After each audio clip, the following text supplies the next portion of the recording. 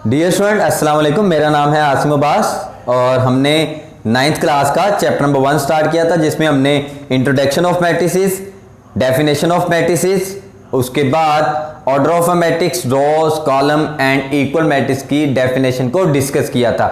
इससे आगे चलें तो हमारे पास एक्सरसाइज है 1.1 जिसका क्वेश्चन हमारे पास ये है, find the order of the following matrix. आपको कुछ मैट्रिक्स दिए गए हैं और आपने उनका ऑर्डर फाइंड करना है। तो इसकी एक एग्जांपल कर देता हूं, एक क्वेश्चन मैं कर देता हूं आप लोगों के लिए आसानी हो। मेरे पास एक इसका फर्स्ट क्वेश्चन ही है, एक मैट्रिक्स है जो कि है हमारे पास 2 -5 3 एंड 6। तो ये हमारे पास मैट्रिक्स है ए। हमने इसका ऑर्डर फाइंड करना है तो आपने सिर्फ इतना सा काम करना है, आप इधर लिखेंगे ऑर्डर ऑफ ए का ऑर्डर क्या होगा आपको पहले ही पता है। ऑर्डर किस तरह रिप्रेजेंट किया जाता है, रो इनटू कॉलम। तो इस मैट्रिक्स में कितनी रोज हैं, 2 रोज हैं, बाय कॉलम कितने हैं, 2 है। तो इसका ऑर्डर होगा 2/2। इससे नेक्स्ट चले तो हमारे पास क्वेश्चन नंबर 2 है। क्वेश्चन नंबर 2 में इस तरह है कि which of the following matrix are equal. हमारे पास कुछ कलेक्शन ऑफ मैट्रिक्स दी गई हैं और आपने ऑब्जर्व करके बताना है कि कौन सा मैट्रिक्स किसके इक्वल है। ये क्वेश्चन आप खुद करेंगे, बुक में देख लीजिएगा, डेफिनेशन मैंने पहले लेक्चर में एक्सप्लेन कर दी है। इससे आगे चलें तो क्वेश्चन नंबर 3 है। क्वेश्चन नंबर 3 में वो कहता है find the value of a b and c which satisfy the matrix equation. A b c की वैल्यू आपने फाइंड करनी है जो इस इक्वेशन को सेटिस्फाई करती है। तो देखें जी, अगर आप इस क्वेश्चन को गौर से देखें तो आपको नजर आ रहा है इन दोनों मैट्रिक्स के दरमियान जो सिंबल है वो कौन सा सिंबल है, इक्वल का। इसका मतलब है ये दोनों मैट्रिक्स इक्वल हैं। इसका मतलब ये दोनों मैट्रिक्स इक्वल हैं। अगर ये दोनों मैट्रिक्स इक्वल हैं तो इसका मतलब क्या होता है, हमने प्रीवियस लेक्चर में डिस्कस किया था, मैट्रिक्स इक्वल उस वक्त होते हैं जब उनका ऑर्डर सेम होता है और उनकी कॉरस्पॉन्डिंग एंट्री सेम होती हैं। तो according to the definition of equal matrices हम इनकी कॉरस्पॉन्डिंग एंट्रीज को इक्वल रख सकते हैं। मतलब a प्लस सी को हम किसके इक्वल रखेंगे, 0 के। तो हमने a plus C is equal to 0। इसे आप नाम दे दें इक्वेशन नंबर 1 का। इसी तरह सेकंड एंट्री है हमारे पास a प्लस 2b, इसको हम इक्वल रखेंगे किसके, -7 के। तो इधर आप लिख दें a plus 2b is equal to -7। Next हमारे पास ये वाली entry c -1 is equal to 3 होगा। तो इसको भी आप लिख दें, इसको हमने नाम दे दिया इक्वेशन नंबर 2 का और इसे नाम दे देंगे c -1 is equal to 3, equation number 3। Last entry हमारे पास 4d -6 is equal to 2d। ये दोनों आपस में इक्वल होंगे तो आप इधर लिख दें 4d -6 is equal to 2d। इसे इक्वेशन नंबर 4 का नाम दे दें। तो देखें अगर हम इन इक्वेशन को ऑब्जर्व करते हैं तो बेटा जी देखें इसमें आपको सिंगल वेरिएबल वाली इक्वेशन कौन सी मिल रही है। सिंगल वेरिएबल वाली इक्वेशन वो है जिसमें एक वेरिएबल इन्वॉल्व हो, वो है इक्वेशन नंबर 3। तो आप यूज करेंगे इक्वेशन 3 को, वहां से आप वैल्यू फाइंड करेंगे c की। तो आप लिखें यहां पे यूज इक्वेशन 3। इक्वेशन 3 है हमारे पास c -1 इज इक्वल टू 3। तो यहां पे c और 3, ये -1 इधर आके +1 हो जाएगा। तो c इज इक्वल टू क्या आ जाएगा हमारे पास, 4 आ जाएगा। ओके, c की वैल्यू हमारे पास आ गई, एक वैल्यू हमारे पास आ गई। अब इससे नेक्स्ट चले, अगर आप इक्वेशन नंबर 1 को देखें तो वो है a plus C is equal to 0। अगर आप उस इक्वेशन में c की वैल्यू इंसर्ट कर देंगे तो आपके पास a की वैल्यू आ जाएगी। तो आप क्या करें, put c is equal to 4 in equation 1। Equation 1 क्या है हमारे पास, लिखते हैं हम, इक्वेशन 1 है a plus C is equal to 0, a plus C की वैल्यू है 4 विच इज इक्वल टू 0, तो a हमारे पास क्या आ जाएगा यहाँ पे -4 आ जाएगा। इसे भी आप हाईलाइट कर दे, हमारे पास a और c की वैल्यूज आ चुकी हैं। ठीक है बेटा, इससे नेक्स्ट चलें, दो इक्वेशन हमारे पास बच गई हैं, एक है इक्वेशन नंबर 2 और एक है इक्वेशन नंबर 3। हम इक्वेशन नंबर 2 को यूज करते हैं। आप लिखे यूज इक्वेशन 2। इक्वेशन 2 मेरे पास क्या है, a plus 2b is equal to -7। तो हमारे पास a की वैल्यू पड़ी हुई है, यहाँ पे a की वैल्यूज यहाँ पे इंसर्ट कर दें। a की वैल्यू आ गई हमारे पास -4 plus 2b is equal to -7, तो हमारे पास इधर आ जाएगा 2b इज इक्वल टू -7 और इधर से -4 आ जाएगा, इधर आके +4। -7 में से 4 निकालेंगे तो हमारे पास आ जाएगा -3 और इधर है 2b। तो अब क्या होगा, 2 को इधर लाके डिवाइड कर दें तो ये आ जाएगा 3/2। तो हमारे पास b की वैल्यू भी आ चुकी है। ठीक है बेटा, इससे नेक्स्ट चलें तो एक लास्ट इक्वेशन बच गई है इक्वेशन नंबर 4। अब हम इसे यूज कर लेते हैं। आप लिखें इधर यूज इक्वेशन 4। इक्वेशन 4 को जब हम यूज करते हैं, क्या है equation 4, 4d - 6 is equal to 2d। Now like terms इकट्ठी कर लें, ये भी 4d है, ये भी 2d है, दोनों में d कॉमन है, तो आप 4d और 2d को इधर लेके आएंगे -2d, ये -6 हो जाएगा तो +6 हो जाएगा। इससे नेक्स्ट 4d में से 2d आप माइनस करेंगे तो हमारे पास बच जाएगा 2d इज इक्वल टू 6 और 2 को उधर जाके डिवाइड कर देंगे 6 से, तो हमारे पास आ जाएगा d इज इक्वल टू 3। तो हमारे पास d की वैल्यू भी आ चुकी है और यही हमने फाइंड करनी थी। कौन कौन सी वैल्यू हमारे पास, b की वैल्यू, d की वैल्यू, a की वैल्यू एंड c की वैल्यू। तो हमने इस क्वेश्चन में a b c की वैल्यू फाइंड करनी थी, जो हम कर चुके हैं। बहुत इजी है according to the definition of matrices. इससे नेक्स्ट चलें तो हमारे पास जो नेक्स्ट टॉपिक है, इससे नेक्स्ट टॉपिक है हमारे पास बेटा types of matrices. Types of matrices. Types of matrices, matrices की इकसाम। कौन कौन से मैट्रिक्स है हमारे पास, सबसे पहली जो हमारे पास मैट्रिक्स है वो है हमारे पास रो मैट्रिक्स। क्या मेरे बेटा,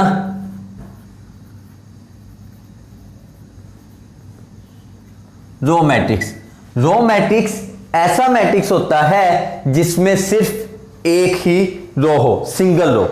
A matrix contain only single row is called row matrix। बहुत आसान डेफिनेशन है, जिसमें सिर्फ एक ही रो हो उसे हम रो मैट्रिक्स कहते हैं। और इसकी एग्जांपल मैं कुछ आपको बता देता हूं, जैसा कि हमारे पास ये एक मैट्रिक्स है, रो मैट्रिक्स है, ये मैट्रिक्स है, रो मैट्रिक्स है, क्योंकि इन दोनों में हमारे पास रोज कितनी है, एक, रोज कितनी है, एक। रोज मैट्रिक्स वही होगा जिसकी सिर्फ एक रो होगी। इससे नेक्स्ट चलें तो हमारे पास नेक्स्ट डेफिनेशन है कॉलम मैट्रिक्स।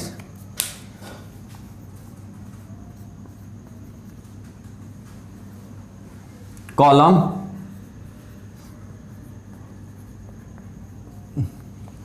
तो जिस तरह हमारे पास रो मैट्रिक्स था, कॉलम मैट्रिक्स की भी डेफिनेशन उसी तरह की है कि ऐसा मैट्रिक्स जिसमें सिर्फ एक ही कॉलम होगा, ऐसा मैट्रिक्स जिसमें सिर्फ एक ही कॉलम होगा उसे हम कॉलम मैट्रिक्स कहेंगे। A matrix contain only one column is called column matrix. जैसा कि इधर मैं आपको एग्जांपल दे रहा हूं, मेरे पास ये वाला मैट्रिक्स कॉलम मैट्रिक्स है और ये वाला मैट्रिक्स 1 2, ये भी कॉलम मैट्रिक्स है। अगर ये लिख दूं 1 2 3 तो ये भी मैट्रिक्स मेरे पास क्या है, कॉलम मैट्रिक्स की एग्जांपल है। अगर आपको बोर्ड में कोई भी डेफिनेशन आती है तो सबसे पहले आप उसकी डेफिनेशन लिखने के बाद हमेशा एग्जांपल देंगे, अगर आपने पूरे नंबर लेने हैं। इससे नेक्स्ट चलें,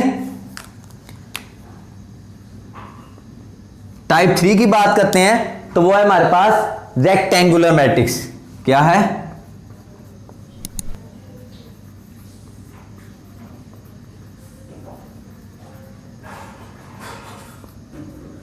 बड़ी आसान सी डेफिनेशन है।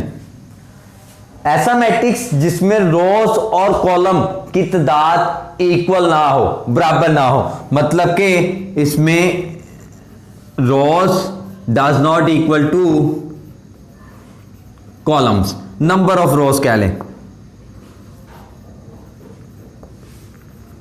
नंबर ऑफ रोज और नंबर ऑफ कॉलम जो होंगे इस मैट्रिक्स में इक्वल नहीं होंगे। मतलब कि आप डिफाइन इस तरह करेंगे, अ matrix having unequal number of rose and column, एक मैट्रिक्स जिसमें रोज और कॉलम की तादाद बराबर नहीं होगी उसे हम रेक्टेंगुलर मैट्रिक्स का नाम देंगे, जिसे उर्दू में मुस्ततीली कालब का नाम भी कहते हैं। तो देखें इसकी एग्जांपल क्या होगी हमारे पास, इसकी एग्जांपल कुछ इस तरह है हमारे पास 1 2, देखें इसमें कितनी रोज हैं, 2 रोज हैं और 1 कॉलम है। इससे आगे चले हमारे पास 1 2 3 2 1 3, इस मैट्रिक्स को भी अगर आप ऑब्जर्व करें तो इसमें हमारे पास कितने रोज हैं, इसमें हमारे पास 2 रोज हैं और 3 कॉलम्स हैं, इसमें 2 रोज हैं और 1 कॉलम है। तो ऐसे मैट्रिक्स जिसमें रोज और कॉलम की तादाद इक्वल ना हो हम उन्हें नाम देते हैं रेक्टेंगुलर मैट्रिक्स का। रेक्टेंगुलर मैट्रिक्स से आगे चलें तो हमारे पास जो नेक्स्ट डेफिनेशन है, डेफिनेशन नंबर 4, वो है हमारे पास स्क्वायर, वो है हमारे पास स्क्वायर मैट्रिक्स।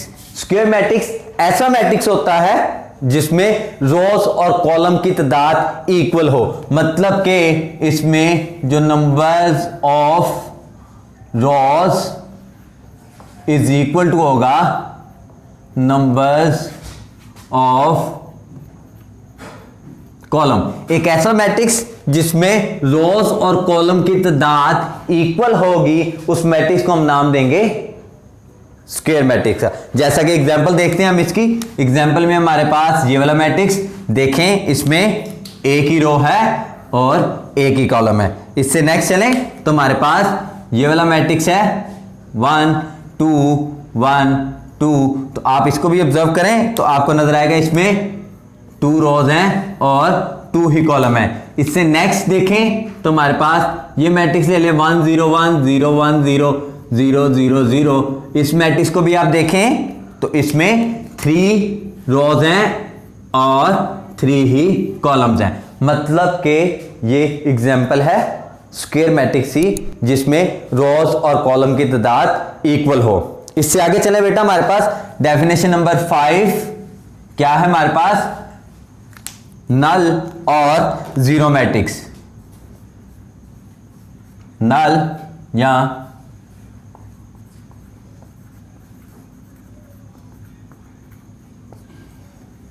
या जीरो मैट्रिक्स। नल या जीरो मैट्रिक्स क्या होता है, ऐसा मैट्रिक्स बेटा जिसमें तमाम एंट्रीज जीरो हों।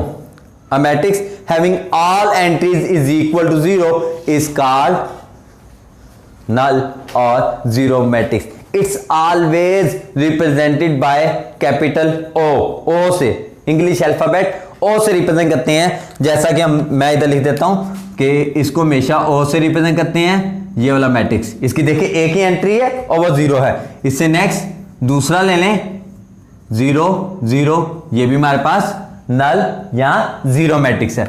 इससे आगे कोई एक और मैट्रिक्स ले लें 0 0 0, तो ये भी हमारे पास नल या जीरो मैट्रिक्स है। ऐसे मैट्रिक्स जिनकी तमाम एंट्री जीरो के इक्वल हों उनको हम नाम देते हैं नल या जीरो मैट्रिक्स का। इससे आगे चले तो काफी इंपॉर्टेंट डेफिनेशन है जो पेपर में बास का पेपर में आई हुई है। उस डेफिनेशन नंबर 6 है, क्या है जी,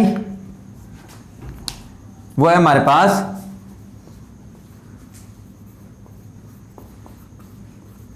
ट्रांसपोज ऑफ मैट्रिक्स। देखें ये सारी चीजें ना समझने वाली हैं, अगर आप खुद लिखना चाहें तो इन सारी चीजों को आप खुद लिख सकते हैं अगर आपके माइंड में इनका कंसेप्ट हो। रो मैट्रिक्स क्या होता है जिसमें एक रो हो, कॉलम मैट्रिक्स क्या होता है जिसमें एक कॉलम हो, रेक्टेंगुलर मैट्रिक्स क्या होता है जिसमें रोज और कॉलम की तादाद इक्वल ना हो, स्क्वायर मैट्रिक्स वो होता है जिसमें रोज और कॉलम की तादाद इक्वल हो। उससे नेक्स्ट अगर आप चलें तो हमारे पास नल और जीरो मैट्रिक्स क्या होता है जिसकी तमाम एंट्रीज जीरो हो और उसे हम ओ से डिनोट करते हैं। इससे आगे चले ट्रांसपोज ऑफ अ मैट्रिक्स, ये भी एक कंसेप्ट है, इसे भी याद करना है आपने। क्या है ट्रांसपोज ऑफ अ मैट्रिक्स?